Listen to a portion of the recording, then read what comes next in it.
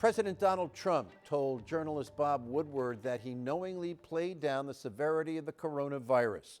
During 18 taped interviews for Woodward's new book called Rage, Trump seems to admit that he learned in early January how dangerous and deadly the virus was, particularly presumably hearing from the Chinese.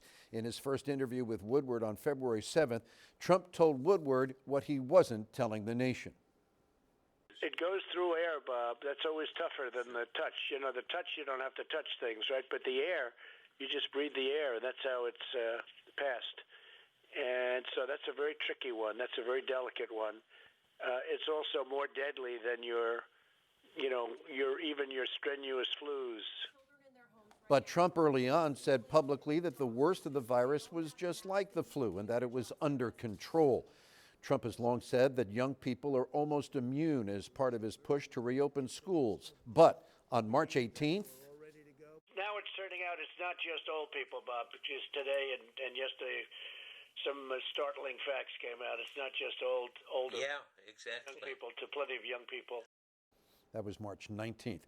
The next day, Trump tells Woodward what has caused a bombshell today, that he purposely played down the coronavirus. Well, I think, Bob, really, to be honest with you, sure, I want you to. I wanted to always play it down. I still like playing it down. Yes, sir. Because I don't want to create a panic. Dr. Anthony Fauci added to that, according to Woodward, calling Trump's leadership quote-unquote rudderless, and said the president's sole purpose is to get reelected. Fauci told Fox News today that he does not recall making those statements. Well, today, Trump responded to the disclosures by saying he doesn't want to cause panic. Quote, "We want to show confidence, show strength as a nation, and that's what I've done." But it was a different perspective from opponent Joe Biden, who was campaigning today in Michigan. Biden said Trump knew how deadly the virus was and lied. He knowingly and willingly lied about the threat it posed to the country for months. He had the information. He knew how dangerous it was. And while this deadly disease ripped through our nation, he failed to do his job on purpose. It was a life and death betrayal of the American people.